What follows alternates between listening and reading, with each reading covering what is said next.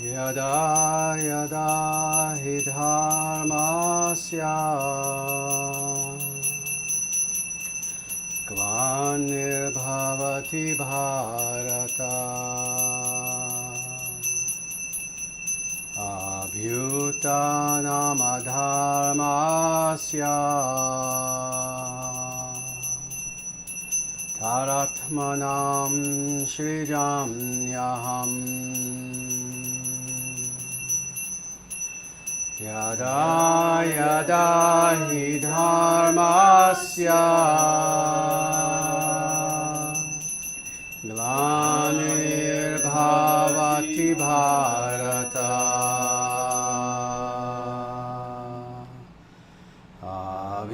abhyutanam adharmasya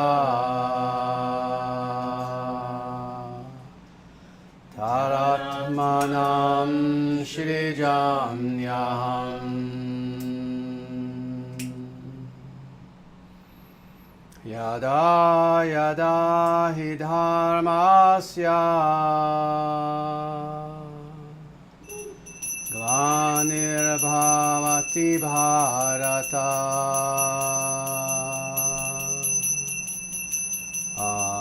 abhyutanam adharmasya taratmanam shrijamyaham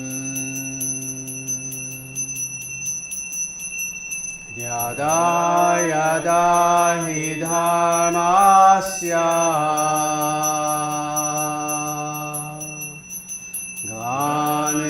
glannirbhavati bharata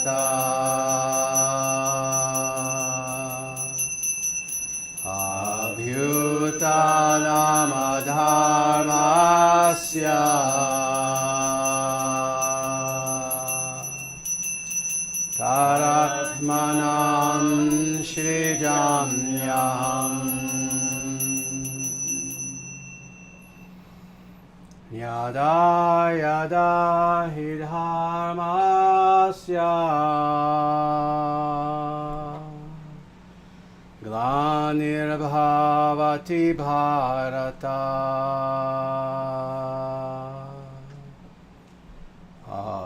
abhyutanam adharmasya taratmanam shrijamyaham Yada yada hi dharmasya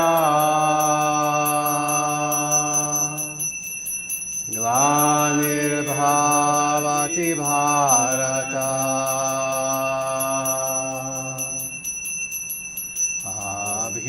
abhyutanam adharmasya taratmanam shrijamyaham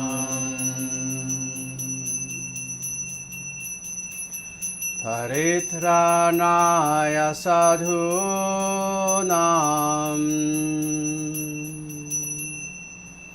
vinashaya cha dushkritam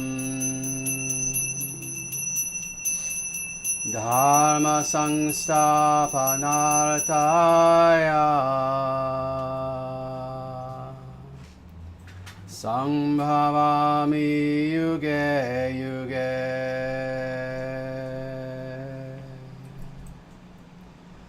Paritranaya sadhunam vinashaya cha dushkritam dharma samsthapanarthaya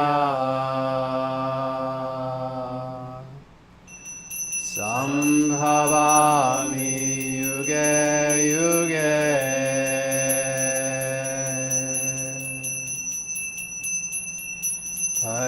Paritranaya sadhunam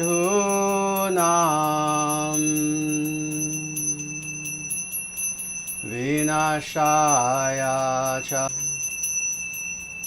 Paritranaya sadhunam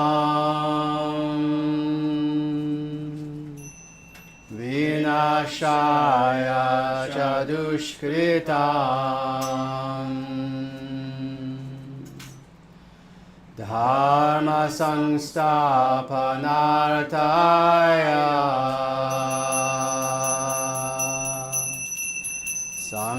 sambhavami yuge yuge.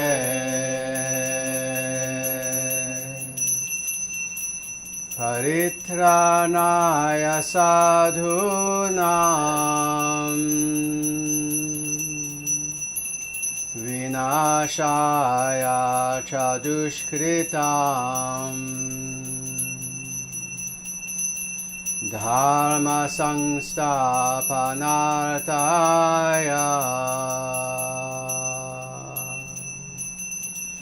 sambhavami yuge yuge. Paritranaya sadhunam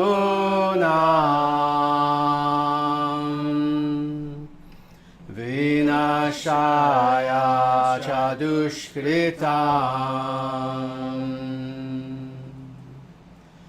dharma samsthapanarthaya sambhavami yuge yuge.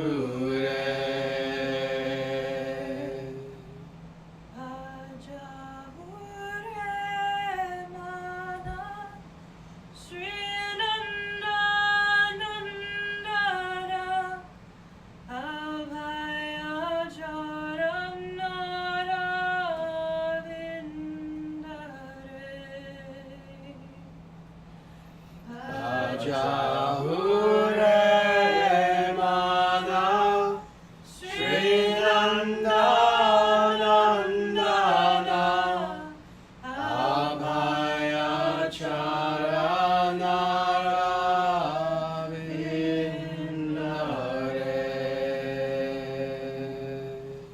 Sita Tapavata Parishana Erina Jamini Jagire Sita Tapavata Parishana Edina Jamini Jagire Vipalese vinu kripanatturajana chapala sukava dagire Vipalese venu kripanadurajana chapala sukhalava ladire Vajahure mana Sri Nandanandana Abhayachara Naravindare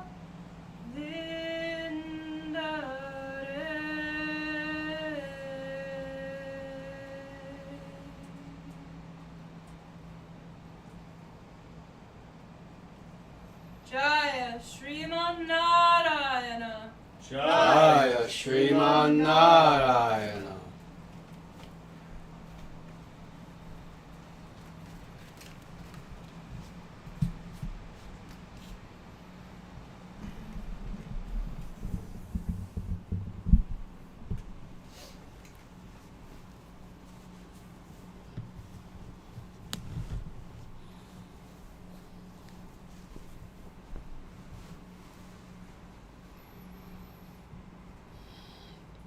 Jaya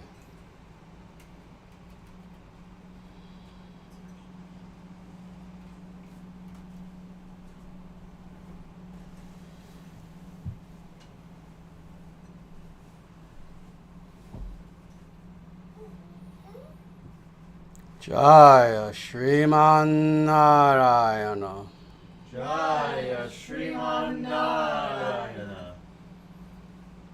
Jaya Bhagavan Shri Krishna Jaya Bhagavan Shri Krishna. Jaya Shri Guru Jaya Shri Guru. Sanatana Dharma Jayate Sanatana Dharma Jayate. Dharma Rashtra Jayate Dharma Rashtra Jayate. Surya Vangsha Jayate Surya Vangsha Jayate. International Sanatana Dharma Society Jayate International Sanatana Dharma Society Jayate. Om Hari Om.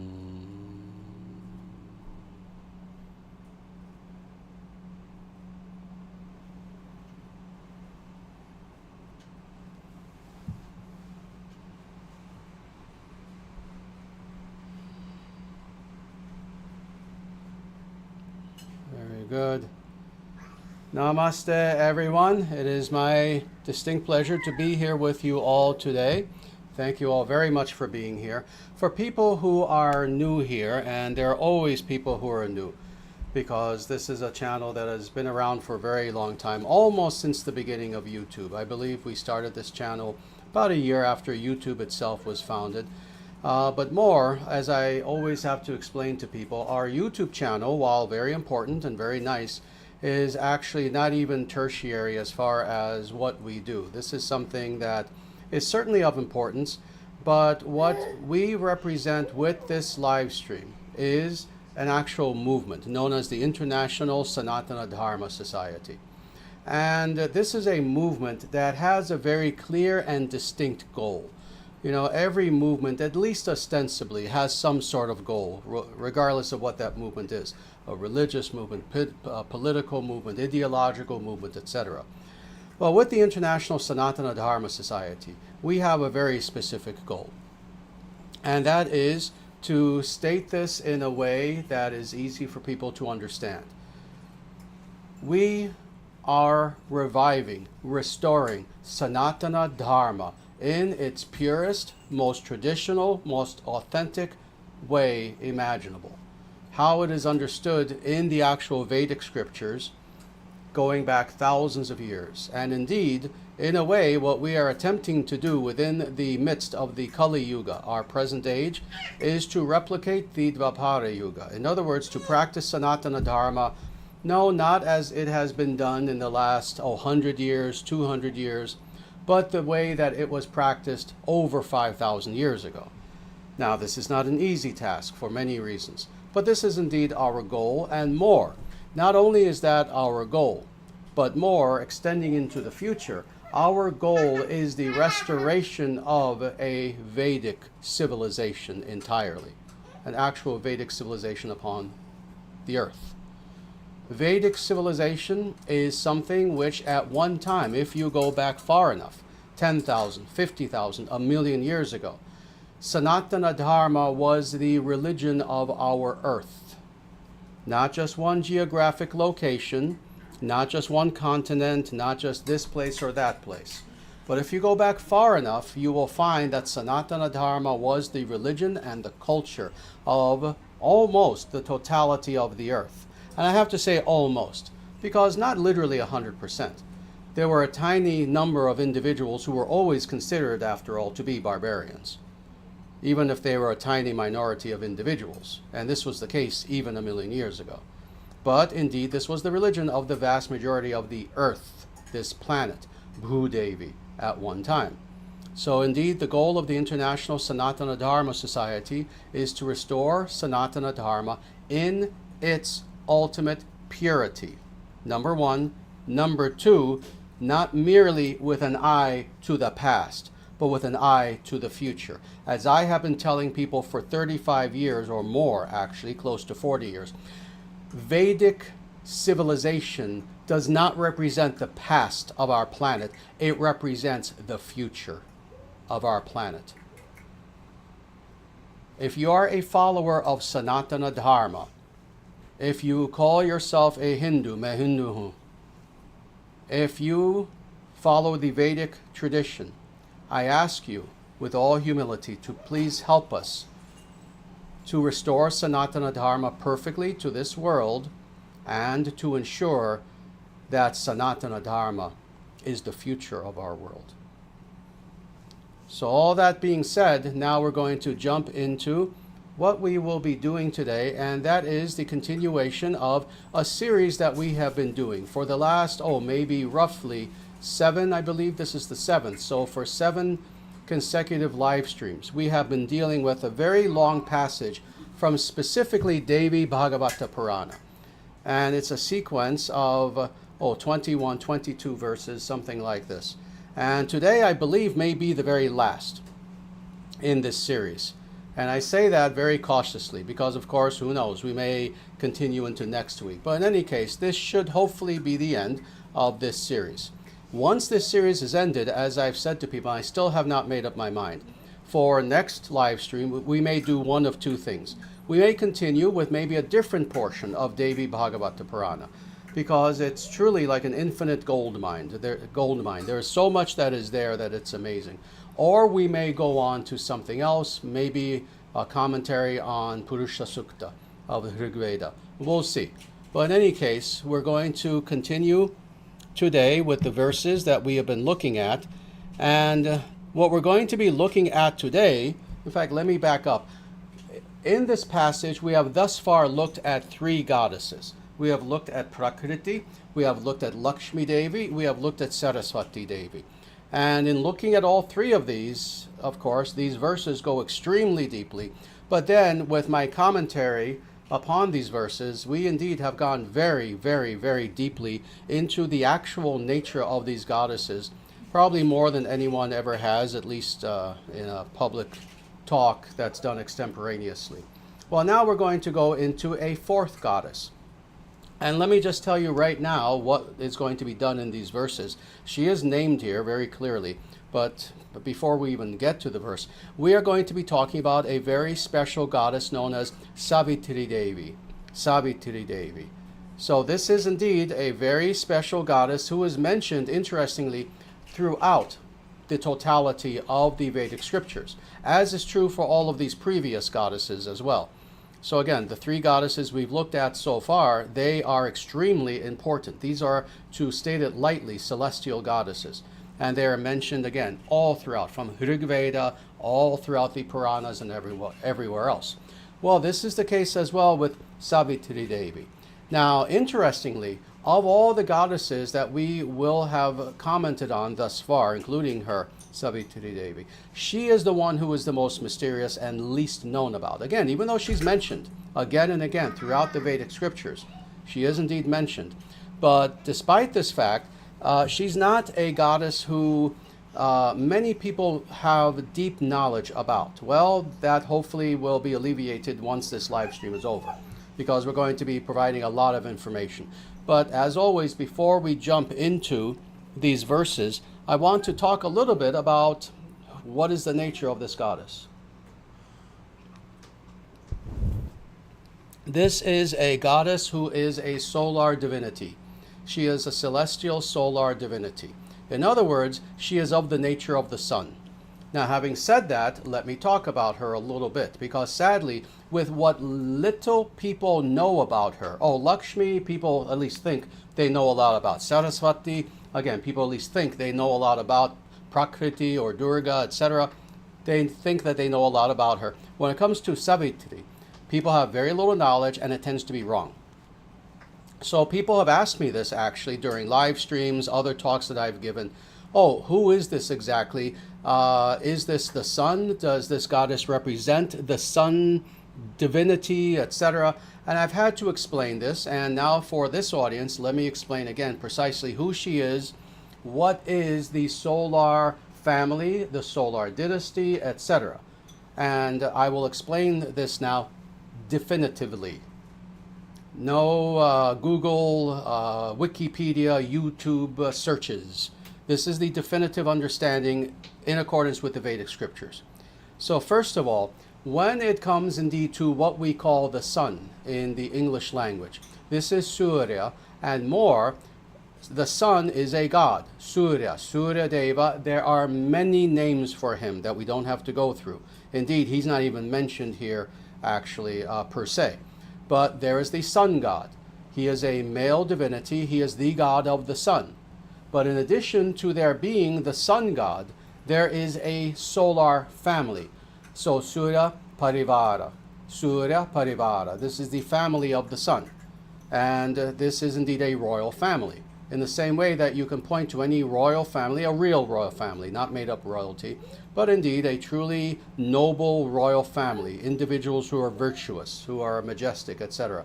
Well, in the same way that you can point to a royal family, the sun also has a family. So indeed, there is the sun himself, he has a consort, he has children. Indeed, he even has, let's say, a greater family on top of that, extended family, there are cousins, etc., etc. So it's a very large family, actually.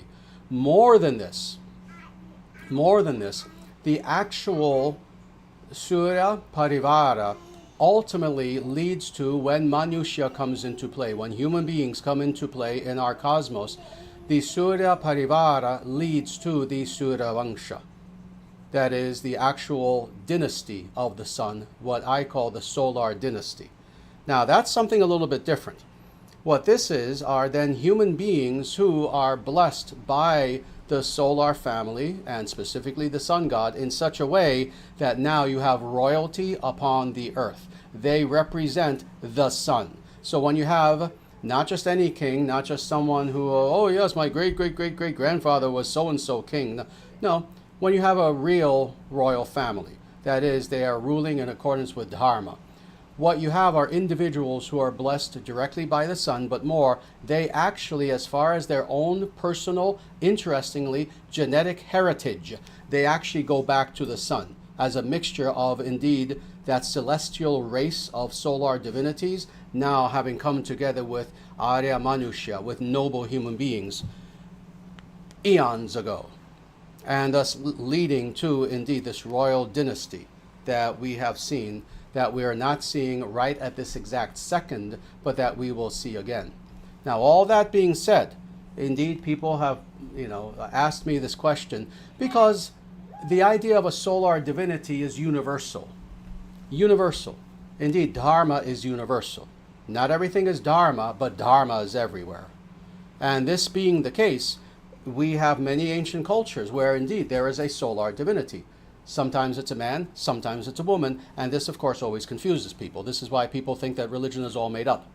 People think that the people of the past just kind of willy-nilly, arbitrarily just kind of assign, oh, I think the sun is a man, oh, I think the sun is a woman, oh, let's just agree to disagree. Nonsense. I've pointed this out to people. So for example, Amaterasu Omikami is the sun goddess of Japan, very specifically. And she is known to be, indeed, the sun goddess. Indeed, as I've just explained, there as well, and with many of these ancient cultures. Again, you have the original Surya Parivara, the actual family of the sun, of the solar family. But then you have the Surya Vangsha, you have this dynasty. You see the same thing in Japan. There is the sun goddess who is who? Now again, lesser mind would say, well, you see, the Japanese disagree. They think that the sun is a woman. No, Amaterasu is the daughter of the sun god, as is the case universally. This is who Amaterasu is. And we can look at all the sun gods and goddesses throughout all of the ancient world. And again, see the correlation between them all. But indeed, in the same way, in Japan, Amaterasu, who is the sun goddess, who is the daughter of the sun, is indeed considered to be the progenitor of the emperors of Japan. Indeed, this is sacred knowledge to the Japanese people.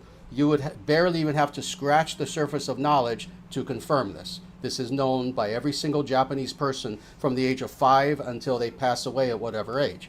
Everyone understands this. Our current emperor is the latest descendant of Amaterasu Omikami, of the sun goddess. So indeed, this is something that is understood universally. Now, of course, this leads to now understanding Savitri a little bit more. In the same way that Amaterasu is the daughter of the sun god, so is Savitri. She's the same person.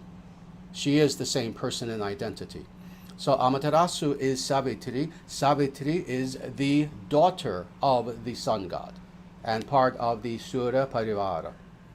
So with this understanding, we see how this all makes sense, again, when we take a very, not only common sense approach, actually.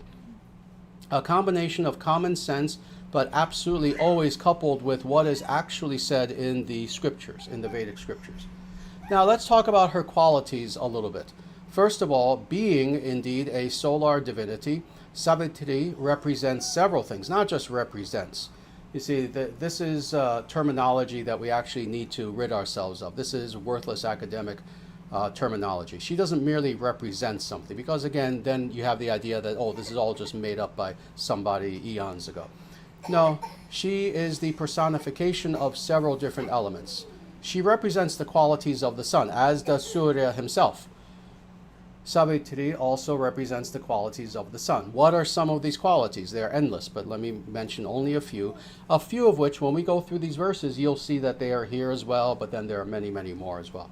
She represents luster, brilliance. She represents the light. She represents purity. How is she pure? In the same way that the sun is pure. In that when you are in the light of the sun, All that there is that brilliance of the sun, and nothing that is the opposite of that brilliance can exist within the face of that sun. When you have the sunlight shining upon you, oh, you will not be overcome by a shadow. Let any shadow be there, and once the light of the sun hits that shadow, it disappears. So she represents purity. She represents loyalty, interestingly, fidelity. Indeed, there are stories about Savitri. There's one very famous one in Mahabharata, where she marries Satyavan, who was a great prince and a great king. I'm not going to tell the story because anyone can find it anywhere. Indeed, if anyone knows anything about her, this may be one of the few things they do, is this beautiful story of how she had enormous otherworldly fidelity to her husband, to the point where indeed her husband was fated, let's say, to die 1 year after their marriage, and she married him anyway, knowing this, that they would only be together for a year. And on top of that, when that year finally comes, and Yamaraja himself, because back then, in truly ancient times, the gods themselves were intertwined in their activities with the activities of man. When Yamaraja himself came to take Satyavan away, Savitri challenged death himself, which is amazing. And not in an arrogant way, no, on the contrary. She begged for the life of her husband, and Yamaraja very respectfully said, I'm sorry, but no, this is my job, essentially. You know, obviously I'm paraphrasing. But he says, oh no, I'm sorry, I have to do this, this is my duty. And he says to her, you know, Yamaraja, who is Yamaraja? He is one of the Mahajanas, he is one of the great people, one of the great individuals. And yet he makes a mistake. He says, oh, Savitri, I said I wasn't going to tell the story, but I'm going to anyway, because it's beautiful. He says, oh, Savitri, I'm so sorry, I need to do this, I have no choice. Ask me anything, ask me any boon, except for the life of your husband. I can't do that, but ask me for anything else. All right, I will. May I have many children? Yes, you will have many children. And then Savitri says, oh, wonderful, well, thank you, but I can't have children if you take my husband away. And then he realizes, and he acquiesces. He says, all right, you have bested me. You may have your husband back. So this is Savitri. She is the personification of fidelity, of loyalty, etc., and many more qualities that we won't go into because, again, this is what these verses speak about. So with that, let me read these verses to everyone, and then we will go through these verses. So these verses proceed in this way. Now, hear the glories of the other Devi in accordance with the Vedas. She is the mother of the four Varnas, the origin of the 6 Vedangas, that is, the limbs of the Veda, and all the Chandas, the seed of all the mantras of Sandhya Vandanam, and the root and seed of the Tantras. She herself is versed in all subjects. She is herself an ascetic. She is the tapas of the Brahmanas. She is the tejas, that is the fire, the luster, the brilliance, the light, and the varna of the Brahmana class, and embodies in herself all forms of sacred sanskaras. She is japa. She is pure and known by the names Savitri and Gayatri. She resides always in Brahmaloka, the sphere of Lord Brahma, and is such as all the sacred places of pilgrimage want to touch her for their purification. Her color is perfectly white, like the pure crystal. This is Devi Bhagavata Purana in translation. So with that, let's now look at this. We'll go through this, and again, we'll try to end today. So I'll try to go through these somewhat quickly as we can. So again, we're speaking of this 4th Devi now that has been spoken about in this passage of chapter 9 of Devi Bhagavata Purana. So let's go through this. Now hear the glories of the other Devi. So again, this is the 4th Devi that we're speaking of now, in accordance with the Vedas. All right, philosophical exegetical, what is it, categorical exegetical analysis. So into what category of philosophy does this one sentence fall into? Let me read it again. Now hear the glories of the other Devi in accordance with the Vedas. No, it's a category of philosophy. It's all Vedanta, but it's a category of, does anyone have an answer, please? Epistemology. Epistemology, yes. This is an epistemological statement. In other words, it's telling us, what is this saying? This is saying that unlike modern people, who they get their information from anywhere, if they can't get information from anywhere, from the internet, from this one, their cousin, their aunt, their grandmother told them something, they read an Amma Chitra Katha, something like that. If they can't get their information anywhere else, what will they do? They'll make it up. That's modern people. Vedic epistemology, that is, how is it that, what are the valid means by which true knowledge is derived? That's epistemology. In Vedic epistemology, where do we get our information from? Trick question, I just said. From the Vedas, from the Vedic scripture. So this is important. Now, beginning to speak about this fourth goddess, it begins by explaining how it's getting its information. So the author, and this is Vyasadeva, the author of the Devi Bhagavata Purana, he's not saying, oh, now I will tell you about Savitri Devi in accordance with what I read on Wikipedia. He's not saying that, but in accordance with the Veda. Now let's go on.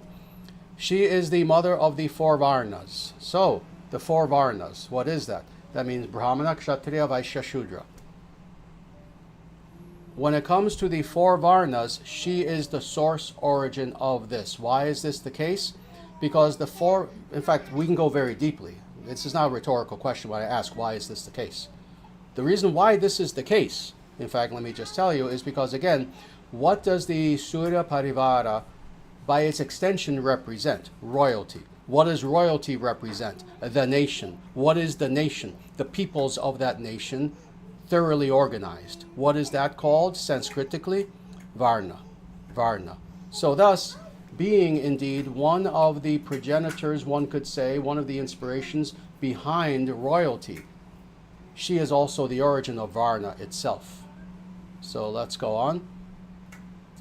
She is the origin of the 6 Vedangas. These are the limbs of the Vedas. And we won't go very deeply into this because this itself, at some point in the future, maybe I'll do a full live stream and one by one talk about the 6 auxiliary limbs of the Vedas. So there are the Veda Samhitas themselves, the 4 Vedas.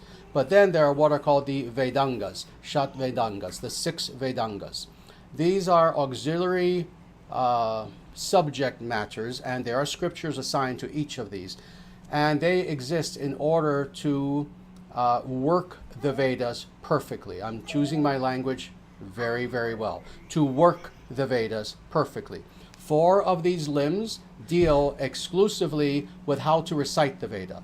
They include prose, they include meter, they include etymology, etc., etc., so that you understand exactly what the Veda is saying. Another one of these, kalpa, is ritual. The last one is jyotisha, interestingly, astrology.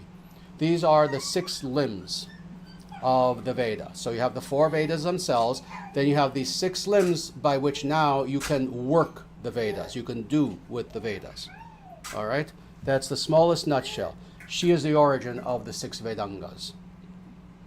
All right? Now let's go on. And all the chandas. What are chandas? Chandas, I should say, is, this is not plural, it's chandas. That's the singular noun, chandas. This is the meter of how things are recited in Sanskrita and mantrically.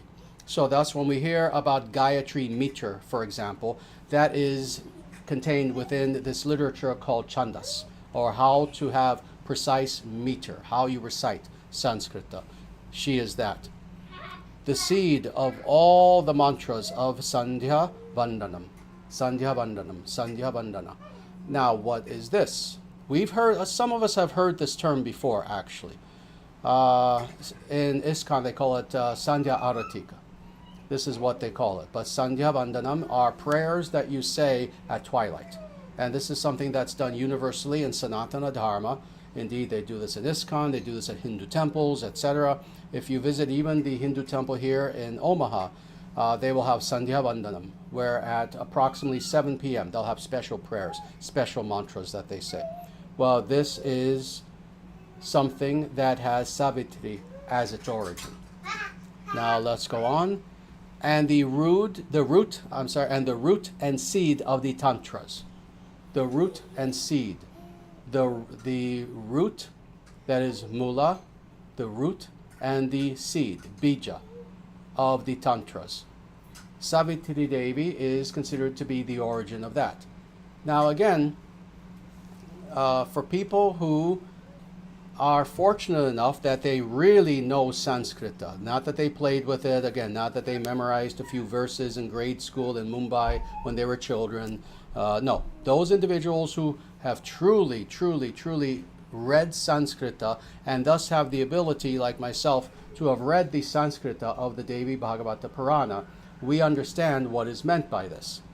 Again, there is implication within implication within implication in the Vedic scriptures. So first of all, what is the tantric literature?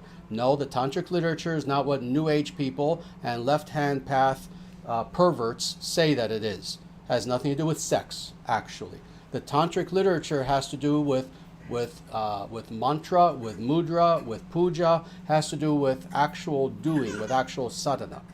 This being the case, people who, again, understand the Sanskrit and understand the background of what is being said here, they have the understanding that what is meant by mula and bija is the mantras of the tantric literature. She is the root foundation of the mantras of the tantric literature. So that's when we attempt to understand tantra. What does that mean? That means more than anything, we understand the mantras that are contained in the tantric literature. Why is this the case?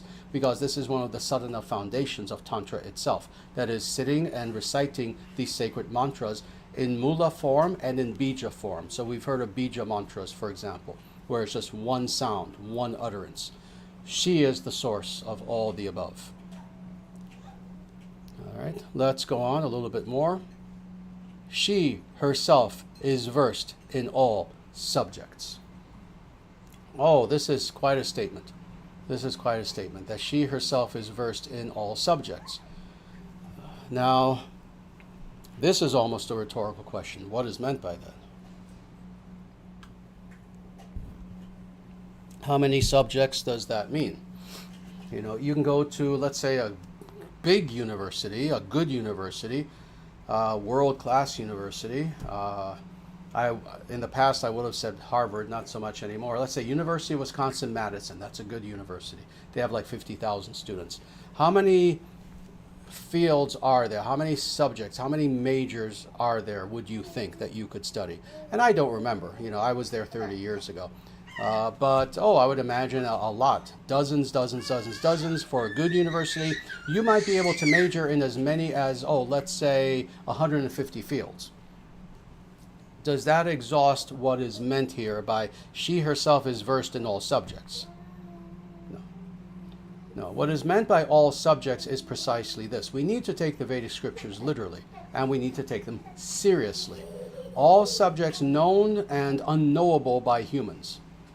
You see, human beings are not the highest life form in our universe. We are very high. Indeed, it's wonderful. We can do a lot. We can actually achieve liberation. But please keep in mind, there are beings who are so advanced that they live for 10 million years. They live for 10 million years.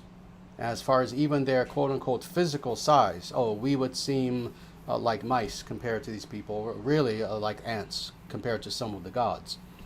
How many subjects do you think they know that we cannot not even conceive of? And then going on and on and on, all the way to Brahma.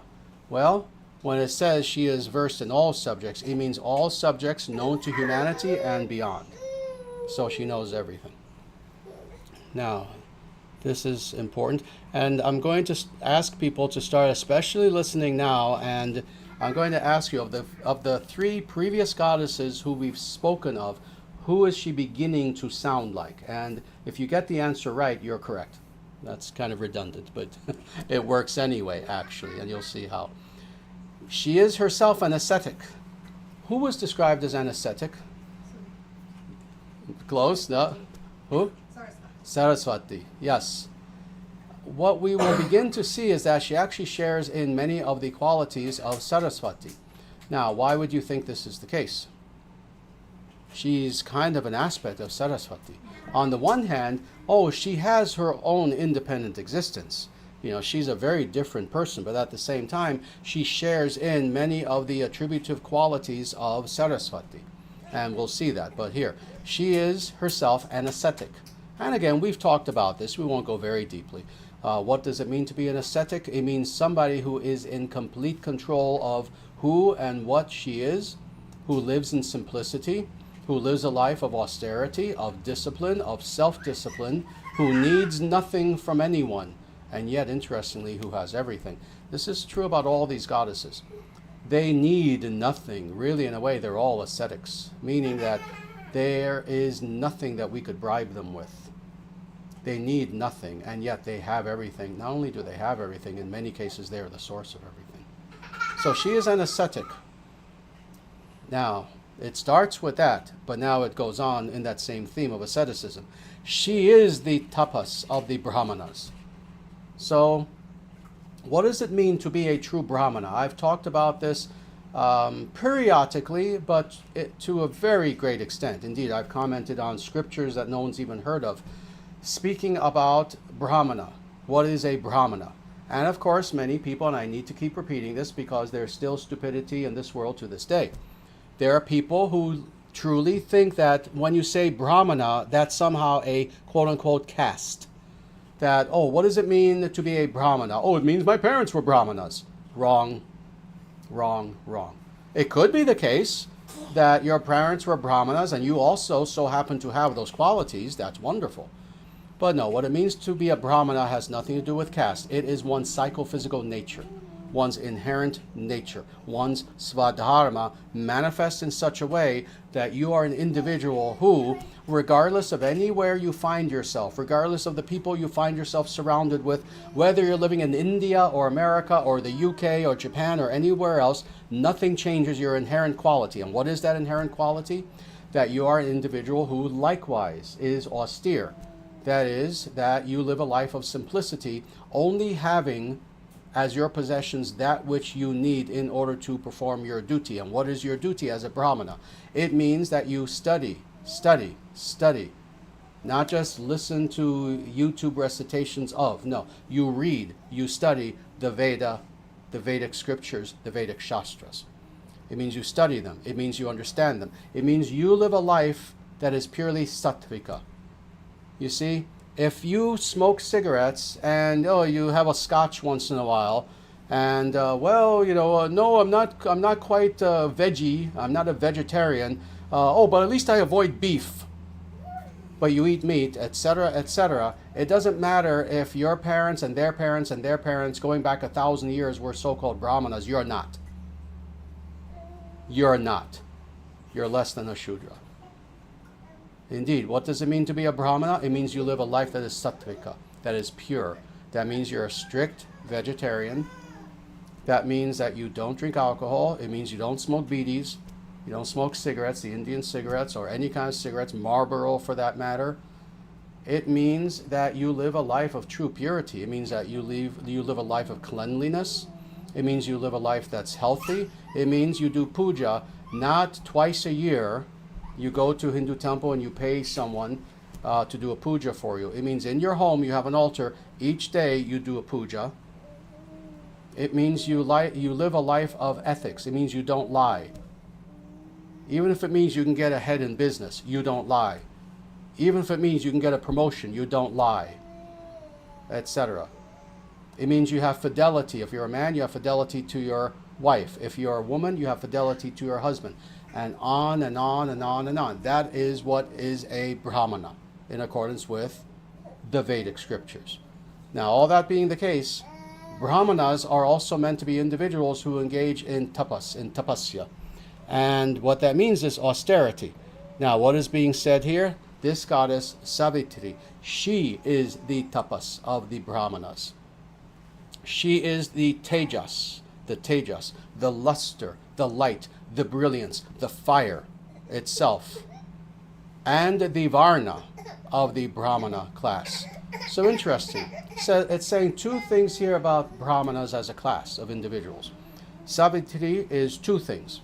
She is indeed the very luster of the Brahmana. So first of all, what does this even mean? A Brahmana, if they are the sort of Brahmana I've just described, that is, they're real. They're actually practicing, not just haughty pride. Oh, my parents were Brahmins, so I'm a Brahmin. No. They're actually practicing with humility. When you practice such sadhana, such austerity, such puja, meditation, etc., with fidelity each and every day, what happens is you begin to have brilliance come from you. You begin to have what is called tejas, this light that comes from your countenance. Savitri is the source origin of that very power itself, and more, she is the origin of their varna. As was said previously, she's the origin of all varnas, and embodies in herself all forms of sacred sanskaras. Now, what are the sanskaras? Depending on the source origin, where you look, there are a certain number of rituals that take place. Sanskaras itself, I've spoken about the very word itself, what it actually means, the primary, secondary, tertiary, etc., meaning of the word in Sanskrit, verb root and all that. I've actually given lectures. But what is meant by sanskara is that you do things in order to create an impression within the psyche. That's what sanskara means, really, is an impression. Now, specifically, there are rituals that followers of Sanatana Dharma engage in. Now, depending on which scripture you look at, the primary ones are 16 in number. The greater number is 40 rituals that you engage in. These are called the sanskaras. So she is the form, she embodies all of these sanskaras. Let's go on. She is japa. She is japa. So indeed, when an individual is doing mantra meditation and they are reciting on japa mala, so this is something, it's actually called japa yoga. Sometimes it's just called japa, where indeed it's really non-different from mantra yoga, from dhyana yoga, but this is japa mala. When one engages in japa, i.e. you're meditating, reciting mantra, and you are counting on your beads, each mantra that you're saying. This is called japa.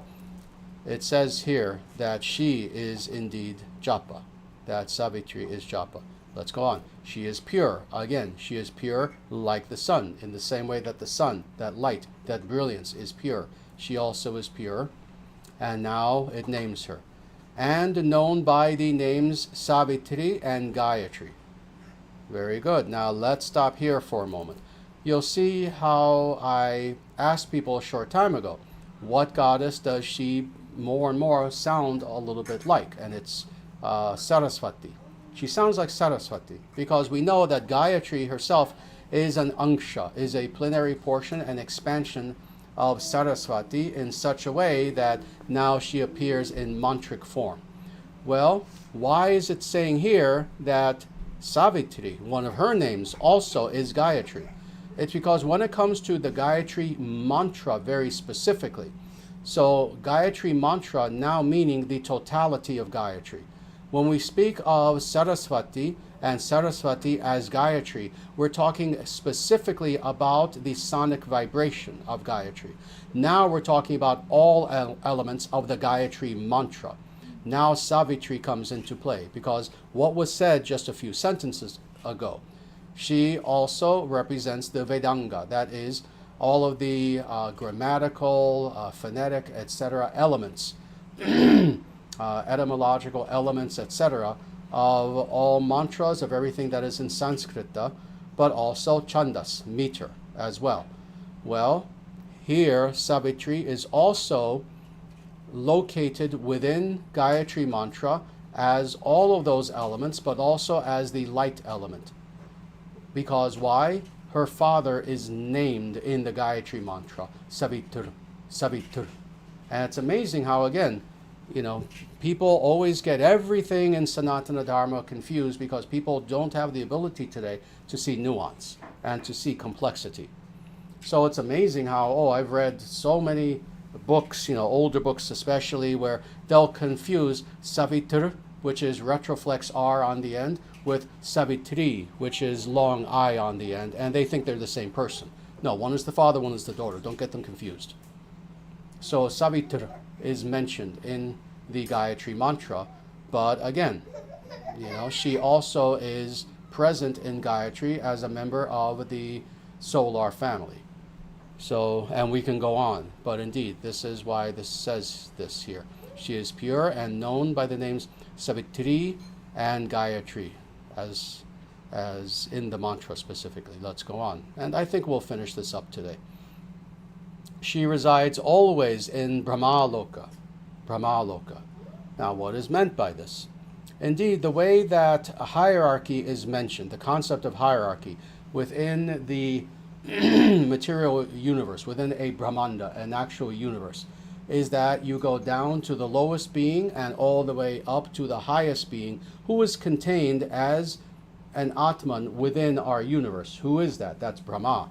So Brahma represents the highest attainable by a human being within our specific cosmos. So it says here that she resides always in Brahma Loka, the sphere of Brahma.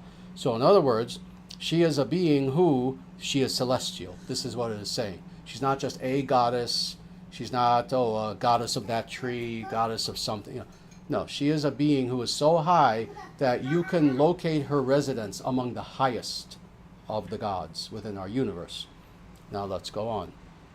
And is such, now this is amazing, and is such as all the sacred places of pilgrimage want to touch her for their purification.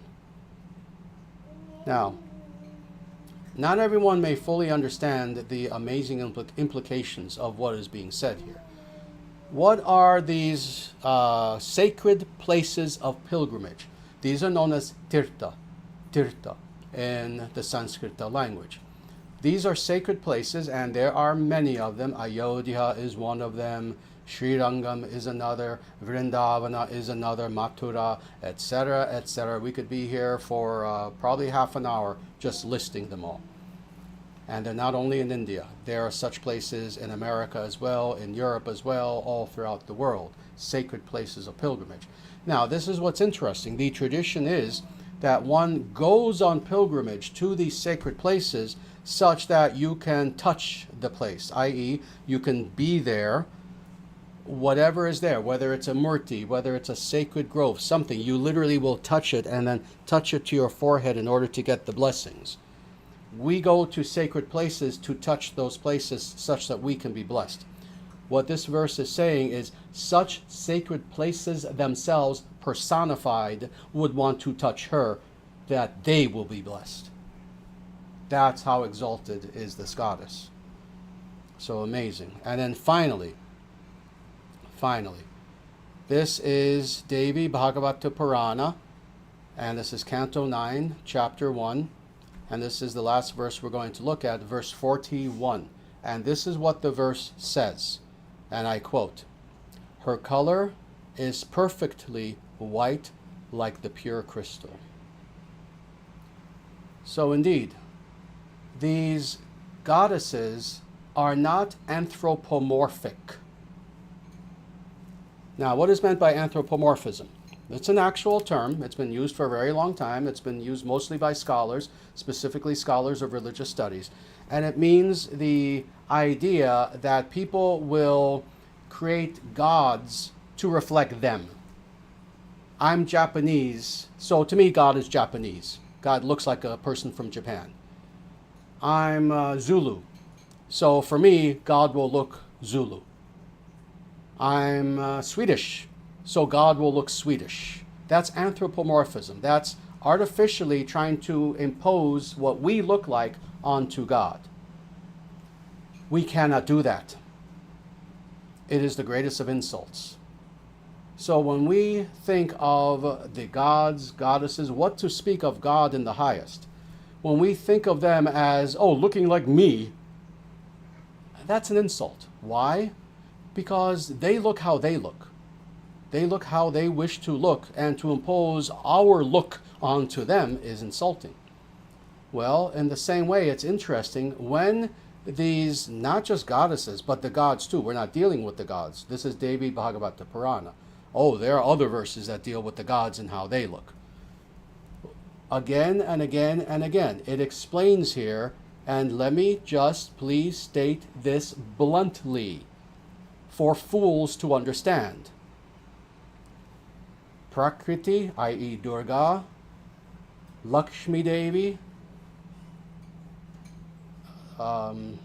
Sarasvati Devi, Savitri Devi, and you can go on and mention all the goddesses.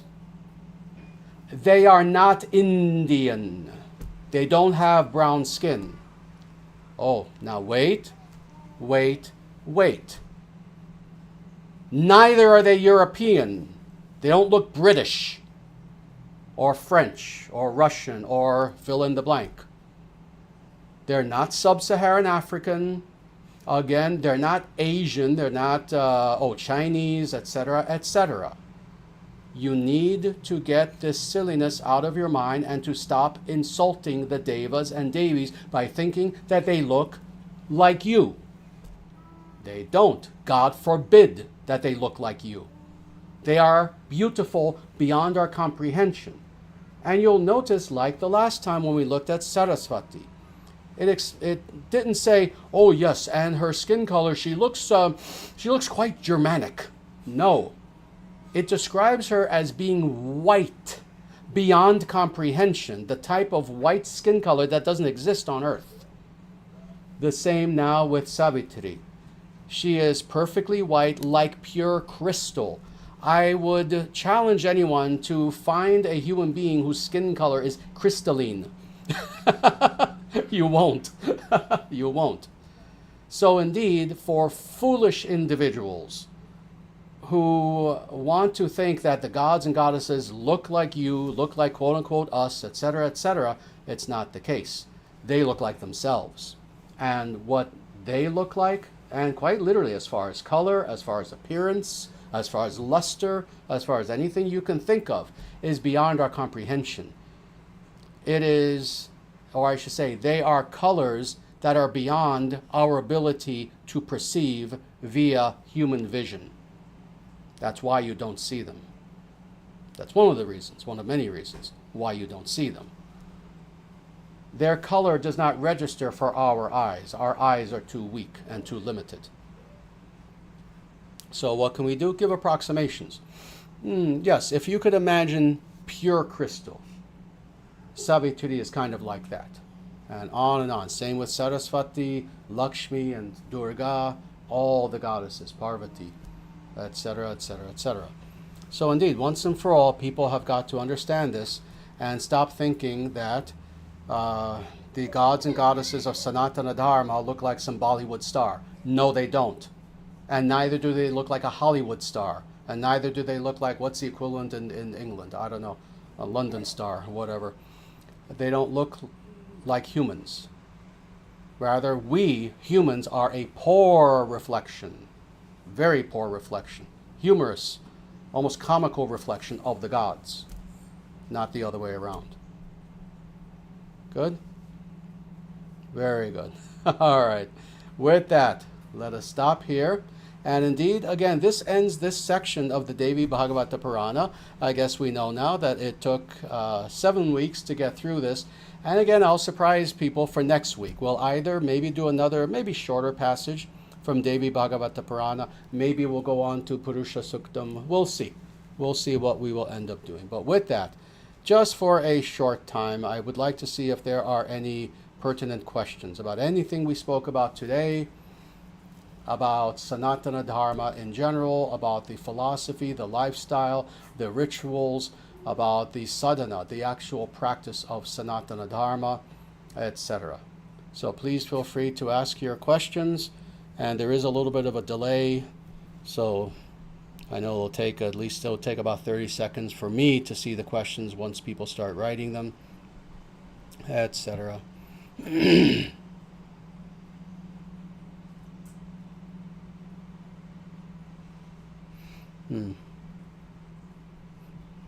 Good. Here is a good question that I will answer. Actually, this is the first question to come in, and it is Namaste Shri Acharyaji. I really liked this series. Firstly, I really liked this series. Well, thank you so much for saying that. Firstly, I want to ask, why aren't the male gods also considered Shaktis of Narayana? Secondly, is the solar dynasty superior to the lunar dynasty? Very nice.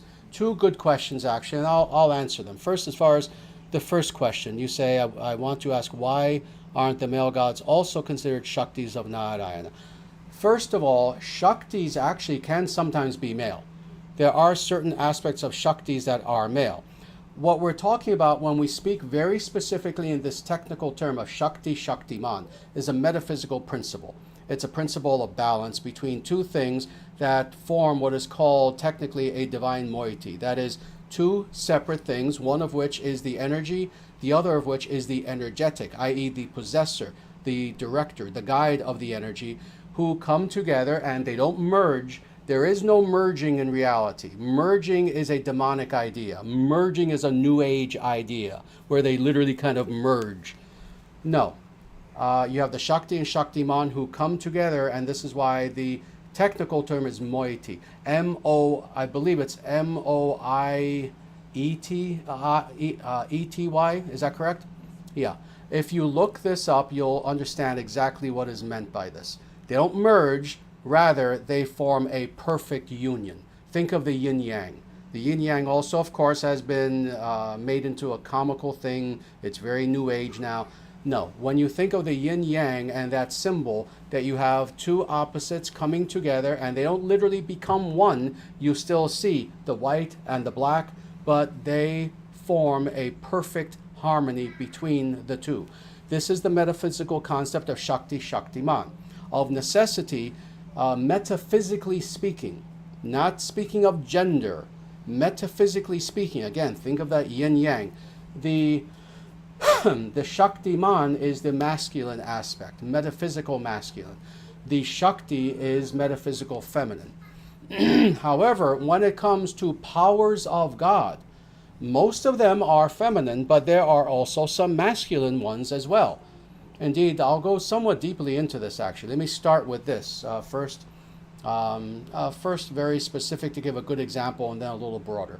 One example of a male Shakti of Narayana is what is called technically Tatashta Shakti. This is one of the powers, one of the energies of God, Tatashta Shakti. What is Tatashta Shakti? It is the totality of every single individual Atman thought of together as a unit. That is Tatashta Shakti. Now, what is the personification of Tatashta Shakti? Indeed, I can't ask people in the audience. Let me ask people here and see if they know the answer. Please. Shiva. And Shiva's a man. Shiva's radically a man, actually. Indeed, it's interesting. I won't go into that, but he is a man. He is masculine, and yet he is considered to be, as Tatashta Shakti, one of the powers of God. Oh, and there are other examples. There are other examples. What's another example? I'll just give one more for fun. Anantashesha. Anantashesha is God's power of infinity, and it is a male personage, etc. So indeed, there are some Shaktis that are considered to be masculine.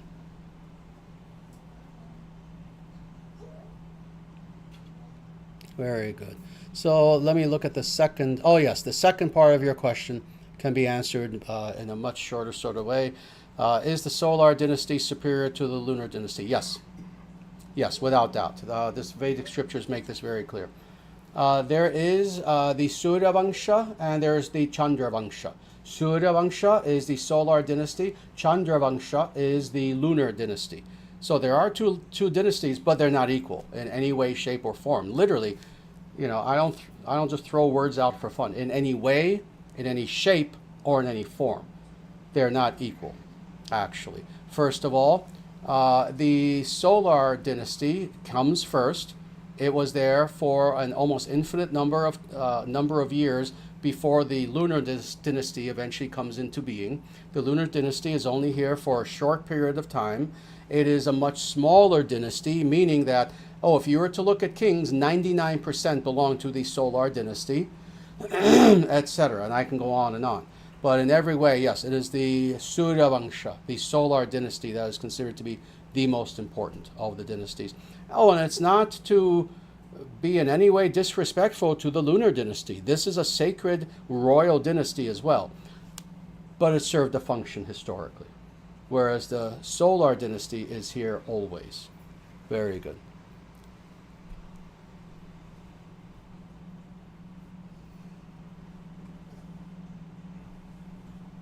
Very good. Here's a question here, and I think I understand what is the philosophical nature of the question. According to Bhagavad Gita 4:36 and 37, if self-knowledge can eradicate all our sins, then what happens to the punishment for our past bad actions? I see. I think I understand what you're saying here. What happens to the punishment for our past bad actions? Now, just for clarification, are you talking about punishments that have already come to fruition, we've already experienced them? If that's what you're asking, which I'm not sure, that's not what's being asked? Okay, so punishments that are still to come then. Oh, they simply disappear. You won't be punished due to the grace and mercy of God. So in other words, let me go a little deeper and explain this. Karma is something that is indeed an impersonal force. As Vaishnavas, we don't use that term impersonal very often. But in some cases of actual mechanisms, you can say something is impersonal. Well, karma is an impersonal force. It's quite literally one of the laws, one of the manifestations of Dharma itself. But it serves a very specific function. That function being not merely punishment. You see, this is a lower understanding of what karma is, that karma exists to punish. That's more of an Abrahamic idea. That's more of a Christian idea. There is indeed a type of retribution that takes place, certainly, but that is, again, kind of tertiary in the meaning of karma.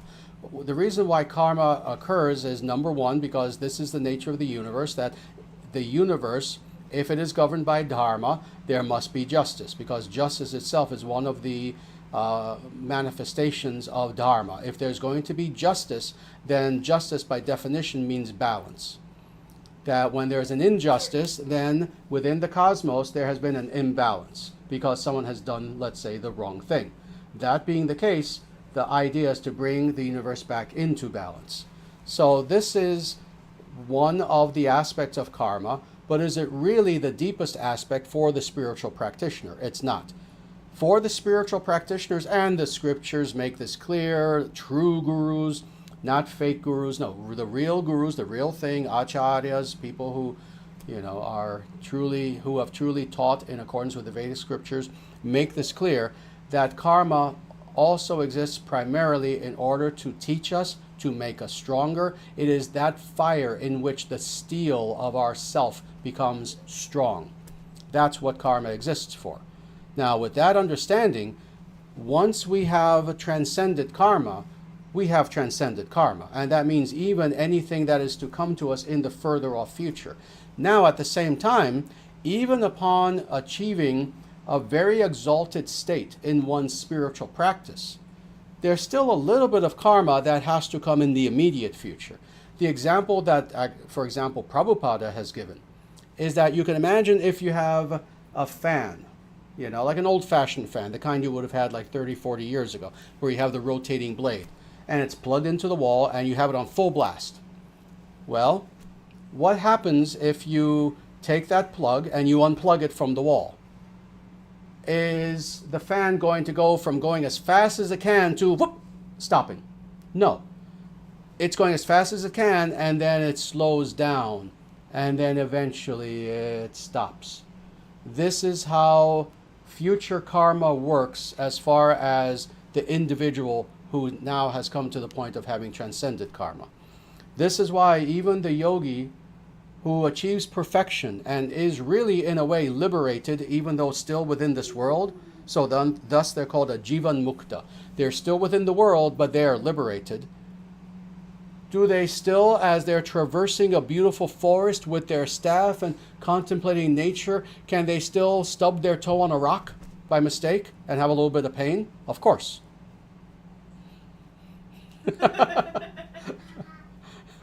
One of my students was joking, going, no, they can. Yes, we see that all the time.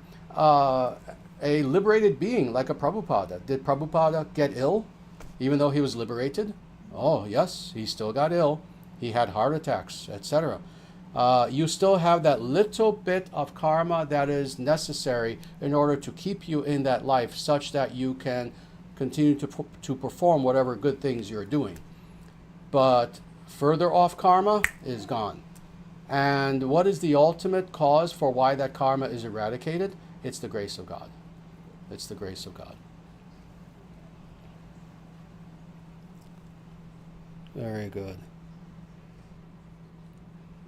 Let me see if there are any other questions here.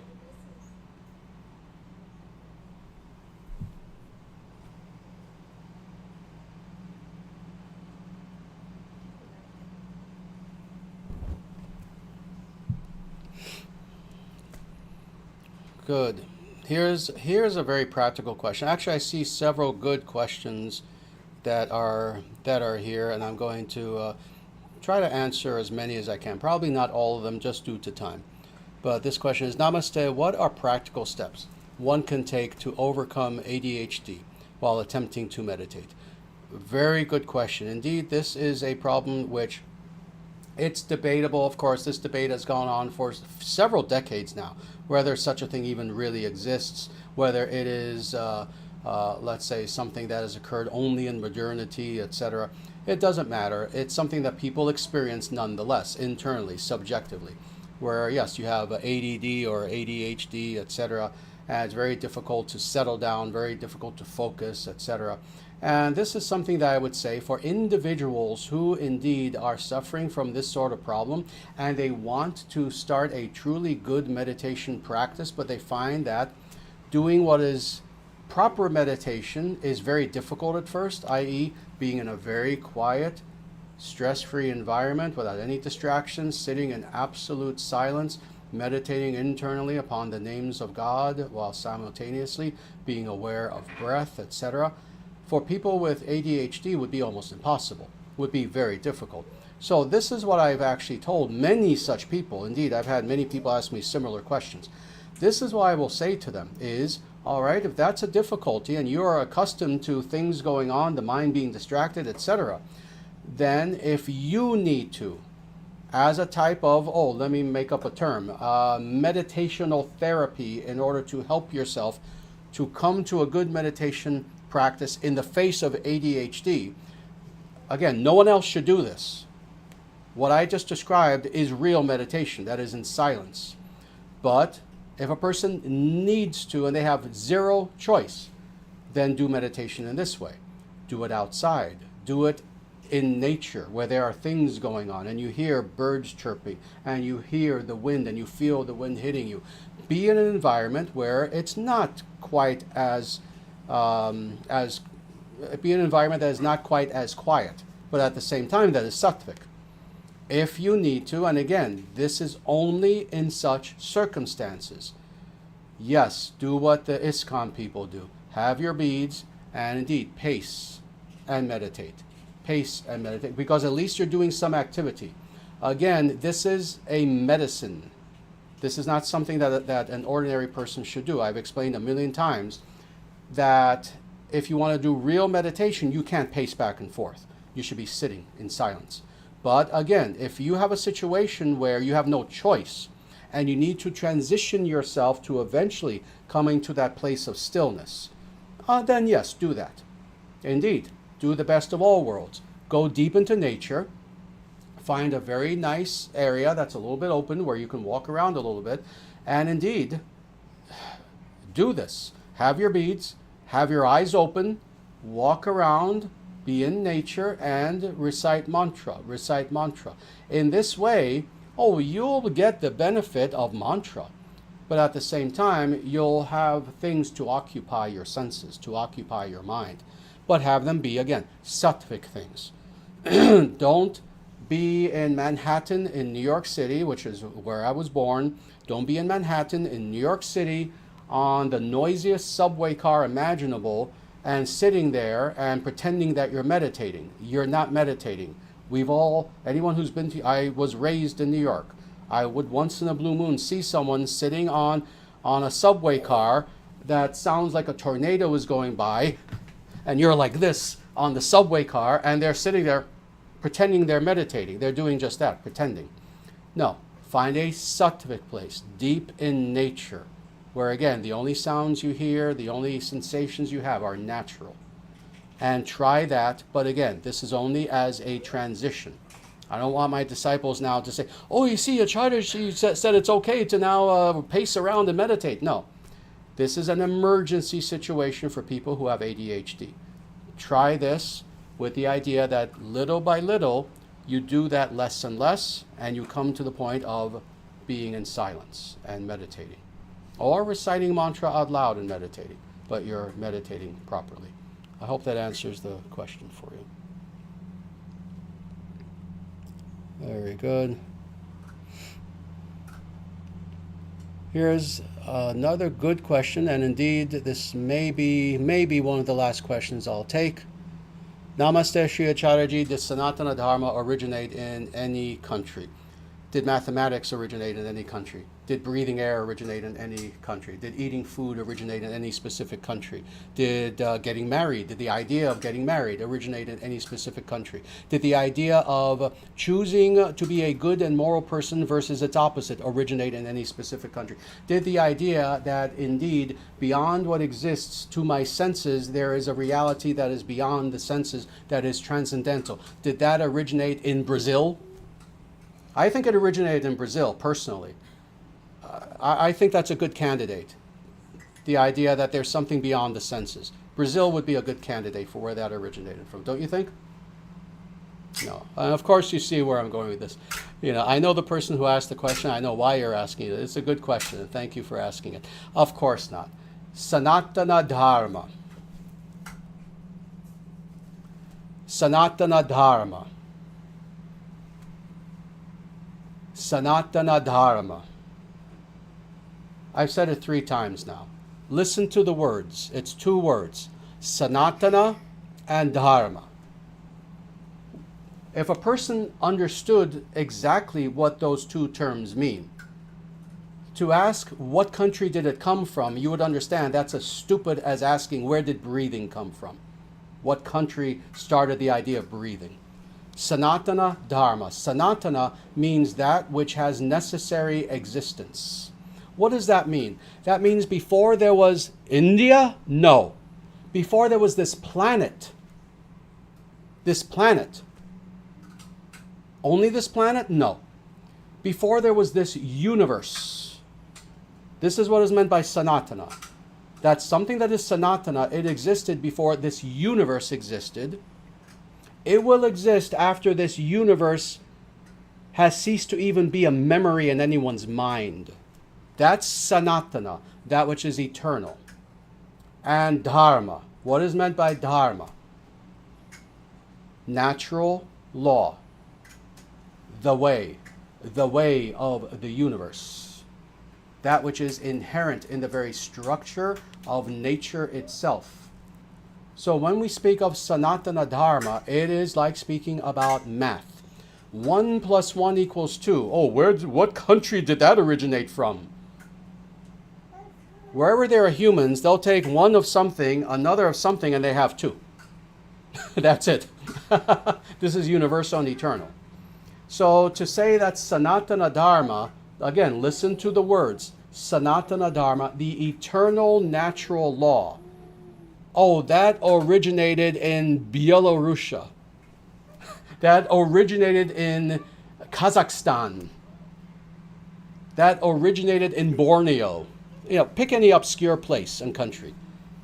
The idea that 1 + 1 = 2. Oh, this was created by an Inuit Native American somewhere. Of course, you understand how stupid that is. Sanatana Dharma did not originate in any country. The moment you say that it originated in a country, you have gone against the very term Sanatana Dharma itself. And that some people with a small fund of knowledge can't see that is amazing, is mind-boggling. It's kind of like saying, again, this universal concept, this concept that's understood by all living beings, it originated in Bayonne, New Jersey. How stupid. Stupid. That's the only word that can be used. Not just misguided. Not just, oh, yes. I understand how you can hold to that position, but I believe that you're inaccurate. And so, no, it's stupid. It's stupid. Again, it's like saying that the idea of drinking water originated in some country. And that's not something universal. So no, Sanatana Dharma is the eternal natural way. It belongs to any human being who embraces it. And more, to merely state mehinduhu, meaningless statement, when you're not vegetarian. Do you have a meditation practice where you sit and you meditate every single day? You don't do that. Do you do puja every single day in your home? And you understand the purpose of puja. Do you study the Vedic scriptures? Have you read, forget about the 108 Upanishads. Have you read the 12, 13, 14 major ones, even? How many times have you read Bhagavad Gita? I've read it about 150 in my life, in both the Sanskrit and the English, etc., etc. So who is a follower of Sanatana Dharma? One who practices Sanatana Dharma, not just one who says, mehinduhu. But one who practices it is one who is following it. And that means anyone who practices it, regardless of their national origin. And that is the answer. Very good. Very nice. So I hope that answers the question. Now I believe we will stop here for now. Again, I see that there are other questions, etc., etc. But we're going to stop here. We're going to stop here for now. And we will get together again next week, next Sunday. And when we do so, again, it'll be a surprise. Maybe we'll do more from Devi Bhagavata Purana. Maybe we'll go on to Purusha Suktam or something else. We will see. But I want to thank everyone for being here, everyone who was here. As people can probably tell, we have a live audience. It's not a joke. We're not pretending. It's not me speaking into some camera and there's no one else back there. No, we have a nice, beautiful congregation of individuals who are here.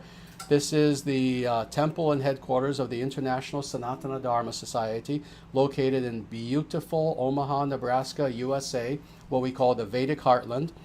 And indeed, I thank all of you, in addition, online, those of you watching via the live stream, for being here with us. And I ask you that you please continue to come back, that you please subscribe to this channel, because as you can probably see, this is a channel unlike any other channel anywhere on YouTube or anywhere else. What we do here is unique for the only reason that what we do here is authentic. We don't make things up. There's nothing modern here. We don't like modern. Stated bluntly. Computers? Sure. I've got a massive computer bigger than not just a person's head, but probably 4 people's heads combined. I have a massive computer, Some things are nice, but as far as understanding Sanatana Dharma via the warped lens of modernity, we don't do that. We understand Sanatana Dharma exclusively from looking at the Vedic scriptures of Sanatana Dharma, nothing else, no one's recent opinion, etc. So please subscribe to this channel. Please like this video if you can. But in addition, please visit our website, dharmacentral.com. We have our many books that are available, including the one that I have next to me, the Shakti Principle, that talks about many of the things that we spoke about over the last 7 weeks from the Devi Bhagavata Purana. But we have many, many books that are available on dharmacentral.com. When you can, join our Discord server as well. We have an online forum that goes on 24/7. We have devotees quite literally all throughout the world. There's no time zone where we don't have devotees of the International Sanatana Dharma Society. And that's where many of our devotees gather, not all of them, where they have discussion 24 hours a day, 7 days a week. And indeed, if you would like to know more about Sanatana Dharma, have your questions answered, have encouragement, inspiration, etc., If you have personal issues that you just want to discuss with people who are spiritual, anything like this, join our Discord server and you'll find hundreds and hundreds and hundreds of devotees of the International Sanatana Dharma Society who will be happy to help you. I forgot to mention, again, at dharmacentral.com, if you would like to donate to our nonprofit religious movement known as the International Sanatana Dharma Society, you can do that at dharmacentral.com. You can become a member of the International Sanatana Dharma Society, a monthly tithing member also at that website. So with that, everyone, we will end here. I thank you all for joining us. And with that, namaste, and everyone together, such that indeed the Devas and the Devis may hear. Jaya Shriman Narayana. Jaya Shriman Narayana. Jaya Bhagavan Shri Krishna. Jaya Bhagavan Shri Krishna. Jaya Shri Guru. Jaya Shri Guru. Sanatana Dharma Jayate. Sanatana Dharma Jayate. Dharma Rashtra Jayate. Dharma Rashtra Jayate. Surya Vangsha Jayate. Surya Vangsha Jayate. International Sanatana Dharma Society Jayate. International Sanatana Dharma Society Jayate. May Dharma be victorious in every corner of our world. Evam bhavatu. May it be so.